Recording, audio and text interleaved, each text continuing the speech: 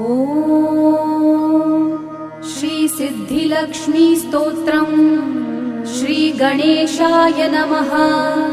ॐ अस्य श्री सिद्धिलक्ष्मी स्तोत्रस्य हिरण्यगर्भऋषिः अनुष्टुप् छन्दः। सिद्धिलक्ष्मीर्देवता मम समस्त दुःख क्लेश पीडा दारिद्र्य विनाशार्थं सर्वलक्ष्मी प्रसन्न करणार्थं महाकाली महालक्ष्मी महासरस्वती देवता प्रीत्यर्थं च सिद्धिलक्ष्मी स्तोत्र जपे विनियोगः। ॐ सिद्धिलक्ष्मी अंगुष्ठाभ्यां नमः।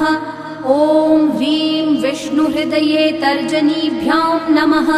ॐ क्लीं अमृतानन्दे मध्यमाभ्यां नमः। ॐ श्रीं दैत्यमालिनी अनामिकाभ्यां नमः। ॐ तं तेजः प्रकाशिनी कनिष्ठिकाभ्यां नमः। ॐ ह्रीं क्लीं श्रीं ब्राह्मी वैष्णवी माहेश्वरी करतलकरपृष्ठाभ्यां नमः। हृदयादिन्यासः। ॐ सिद्धिलक्ष्मी हृदयाय नमः। ॐ ह्रीं वैष्णवी शिरसे स्वाहा। ॐ क्लीं अमृतानन्दे शिखायै वौषट्। ॐ श्रीं दैत्यमालिनी कवचाय हुम्। ॐ तं तेजः प्रकाशिनी नेत्रद्वयाय वौषट्। ॐ ह्रीं क्लीं श्रीं ब्राह्मीं वैष्णवीं फट्। अथ ध्यानम्। ब्राह्मीं च वैष्णवीं भद्रां षड्भुजां च चतुर्मुखां त्रिनेत्रां च त्रिशूलां च पद्मचक्रगदाधरां पीताम्बरधरां देवीं नानालङ्कारभूषितां तेजःपुञ्जधरां श्रेष्ठां ध्यायेत् बालकुमारिकाम्। ओङ्कारलक्ष्मीरूपेण विष्णोर्हृदयमव्ययम् विष्णुमानन्दमध्यस्थम् ह्रीङ्कारबीजरूपिणी। ॐ क्लीं अमृतानन्दभद्रे सत्य आनन्ददायिनी।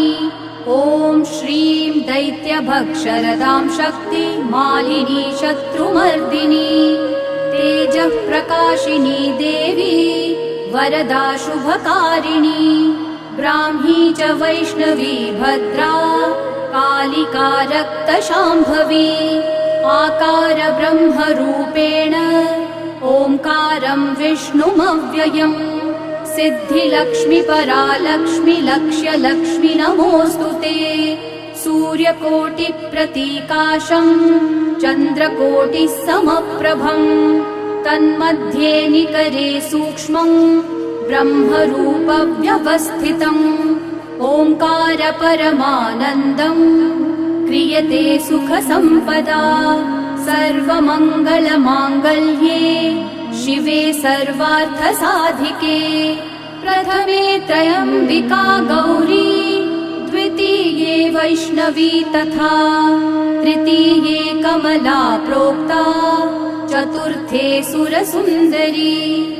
पञ्चमे विष्णुपत्नीं च षष्ठे च वैष्णवी तथा सप्तमे च वरारोहा अष्टमे वरदायिनी।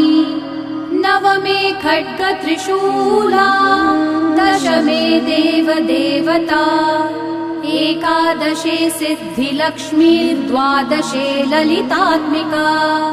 एतत् स्तोत्रं पठन्तस्त्वां स्तुवन्ति भुवि मानवाः।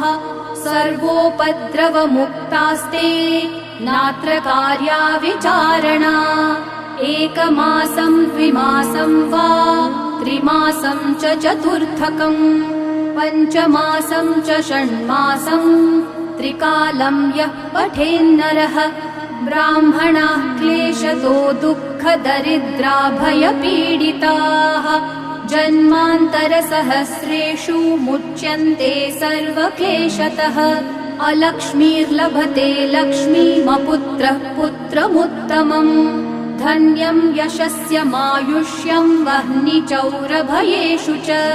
शाकिनी भूतवेताल सर्वव्याधिनिपातके राजद्वारे महाघोरे सङ्ग्रामे रिपुसङ्कटे सभास्थाने श्मशाने च कारागे हारिबन्धने अशेषभयसम्प्राप्तौ सिद्धिलक्ष्मीं जपेन्नरः ईश्वरेण कृतं स्तोत्रम् प्राणिनां हितकारणम् स्तुवन्ति ब्राह्मणा नित्यम् दारिद्र्यं न च वर्धते या श्रीः पद्मवने कदम्बशिखरे राजगृहे कुञ्जरे श्वेते चाश्वयुते वृषे च युगले यज्ञे च यूपस्थिते शङ्खे देवकुले नरेन्द्रभवनी गङ्गातटे गोकुले सा श्रीस्तिष्ठतु सर्वदा मम गृहे भूयात् सदा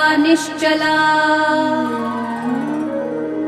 श्रीब्रह्माण्डपुराणे ईश्वर-विष्णु-संवादे दारिद्र्यनाशनं सिद्धिलक्ष्मी स्तोत्रम् सम्पूर्णम्।